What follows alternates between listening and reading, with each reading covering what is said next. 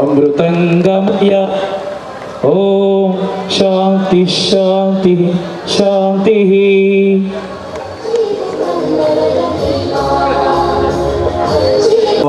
ಹಾಗೂ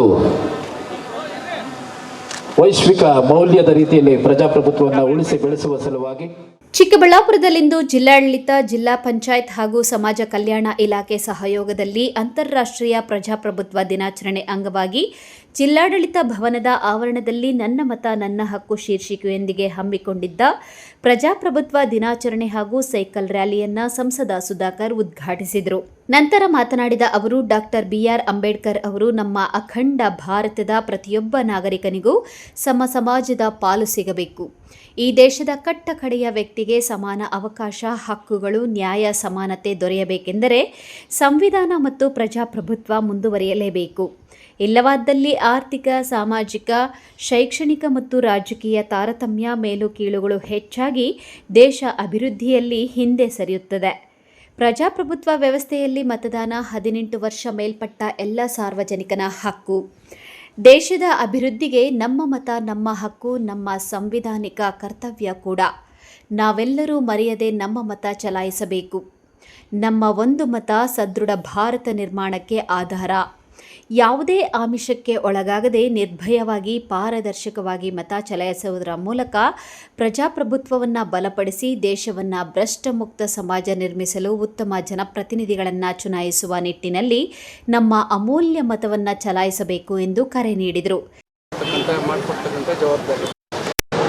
ಇವತ್ತು ನಮ್ಮ ಹಕ್ಕು ಅಂತಕ್ಕಂಥ ವೇದಘೋಷ ಅವರು ಏನು ಅವತ್ತು ಘೋಷವಾಕ್ಯ ಮಾಡಿದ್ರು, ಆ ಘೋಷವಾಕ್ಯ ಬಹುಶಃ ಎಲ್ಲೋ ಒಂದು ಕಡೆ ಅದಕ್ಕೆ ತದ್ವಿರುದ್ಧವಾಗಿ ನಾವು ನಡ್ಕೊಳ್ತಾ ಇದ್ದೀವೇನೋ ಅಂತಕ್ಕಂಥದ್ದು.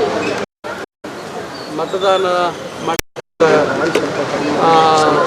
ಸ್ವಂತ ಇಚ್ಛೆಯಿಂದ ಮತ ಚಲಾಯಿಸ್ತಕ್ಕಂಥದ್ದಕ್ಕೆ ಇವತ್ತೆಲ್ಲೋ ಕಡೆ ಇವತ್ತಿನ ರಾಜಕೀಯ ವ್ಯವಸ್ಥೆಯಲ್ಲಿ ಬಹುಶಃ ಆ ಉದ್ದೇಶ ಅಂಬೇಡ್ಕರ್ ಅವರೇನು ಇಟ್ಕೊಂಡಿದ್ರು, ಕಟ್ಟಕಡೆಯ ವ್ಯಕ್ತಿಗೆ ಮತದಾನದ ಹಕ್ಕು ಕೊಡಬೇಕು, ಅವರ ನಾಯಕನನ್ನು ಆಯ್ಕೆ ಮಾಡಿಕೊಳ್ತಕ್ಕಂಥ ಜವಾಬ್ದಾರಿ ಅವ್ರ ಕೈಗೆ ಕೊಡಬೇಕು ಅಂತಕ್ಕಂಥ ಉದ್ದೇಶ ಇವತ್ತು ತಪ್ಪು ದಾರಿಯಲ್ಲಿ ನಡೀತಾ ಇರ್ತಕ್ಕಂಥದ್ದು ನೋಡಿದಾಗ ಭಾಳ ನೋವಾಗುತ್ತೆ. ಇವತ್ತು ಭಾಳಷ್ಟು ಆಸೆ ಆಮಿಷಗಳಿಗೆ ಬಲಿಯಾಗ್ತಾ ಇದ್ದಾರೆ, ಸುಳ್ಳು ಭರವಸೆಗಳಿಗೆ ಬಲಿಯಾಗ್ತಾ ಇದ್ದಾರೆ, ಅಪಪ್ರಚಾರಕ್ಕೆ ಜನ ಬಲಿಯಾಗ್ತಾ ಇದ್ದಾರೆ. ಯಾವುದು ಸತ್ಯ ಯಾವುದು ಸುಳ್ಳು ಅಂತಕ್ಕಂಥದ್ದನ್ನು ಗ್ರಹಿಸೋಕ್ಕಾಗ್ದಿರೋ ಪರಿಸ್ಥಿತಿ ಇವತ್ತು ಆಸೆ ಆಮಿಷಗಳಿಗೆ ಹೆಚ್ಚು ಒತ್ತು ಅಥವಾ ಹೆಚ್ಚು ಅದಕ್ಕೆ ಪ್ರಾಮುಖ್ಯತೆ ಕೊಡ್ತಕ್ಕಂಥ ಪರಿಸ್ಥಿತಿ ನಿರ್ಮಾಣ ಆಗಿದೆ. ಅದರಿಂದ ಎಲ್ಲೋ ಒಂದು ಕಡೆ ನಾವು ಯಾವ ಉದ್ದೇಶಕ್ಕೆ ಈ ದೇಶ ಸ್ವಾತಂತ್ರ್ಯ ಪಡೀತು ಅಂತಕ್ಕಂಥದ್ದನ್ನು ನೆನೆಸ್ಕೋಬೇಕಾಗುತ್ತೆ. ಆದರೆ ನಾವು ನಡೀತಾ ಇರ್ತಕ್ಕಂಥ ದಾರಿ ಇವತ್ತು ಈ ದೇಶನ ಅಭಿವೃದ್ಧಿ ಪಥದ ಕೊಂಡೊಯ್ತಕ್ಕಂಥ ಒಂದು ಯಾವುದೇ ಒಂದು ಪ್ರಯತ್ನಗಳು ನಮ್ಮ ಮುಂದೆ ಕಾಣ್ತಾ ಇದೆ. ಯಾಕಂದರೆ ಯಾವತ್ತು ಚುನಾವಣೆ ವ್ಯವಸ್ಥೆ ಕೆಟ್ಟೋಗುತ್ತೆ ಆಗ ಚುನಾಯಿತ ಪ್ರತಿನಿಧಿಗಳಲ್ಲಿ ಆ ಜವಾಬ್ದಾರಿ ಕೂಡ ಭಾಳಷ್ಟು ಕಮ್ಮಿ ಆಗುತ್ತೆ. ಕೇವಲ ಚುನಾವಣೆ ಗೆಲ್ತಕ್ಕಂಥದ್ದು ಮತ್ತು ಇನ್ನು ಬೇರೆ ಬೇರೆ ಕಾರಣಗಳು ಮೇಲೆ ಹೆಚ್ಚು ವಸ್ತು ಇರ್ತದೆ.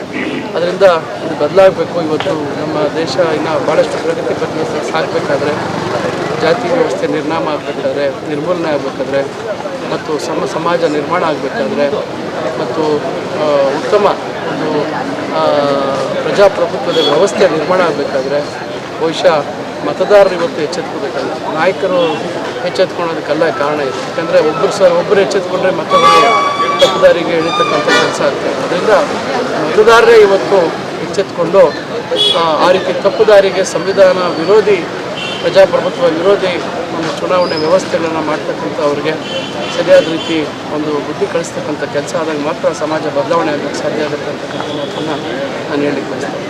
ಈ ಸಂದರ್ಭದಲ್ಲಿ ಜಿಲ್ಲಾ ಪಂಚಾಯಿತಿ ಗ್ಯಾರಂಟಿ ಯೋಜನೆಗಳ ಅನುಷ್ಠಾನ ಪ್ರಾಧಿಕಾರದ ಅಧ್ಯಕ್ಷ ಯಲವಳ್ಳಿ ರಮೇಶ್, ಜಿಲ್ಲಾಧಿಕಾರಿ PN Ravindra, CEO Y Naveen Bhat, SP Kushal Chaukse, ADC N Bhaskar, ಸಮಾಜ ಕಲ್ಯಾಣ ಇಲಾಖೆಯ ಉಪನಿರ್ದೇಶಕ ತೇಜನಂದ ರೆಡ್ಡಿ ಹಾಗೂ ವಿವಿಧ ಇಲಾಖೆಯ ಜಿಲ್ಲಾ ಮಟ್ಟದ ಅಧಿಕಾರಿಗಳು, ವಿದ್ಯಾರ್ಥಿಗಳು, ಸಾರ್ವಜನಿಕರು ಮತ್ತು ನೂರಾರು ಸೈಕಲ್ ಸವಾರರು ಉಪಸ್ಥಿತರಿದ್ದರು.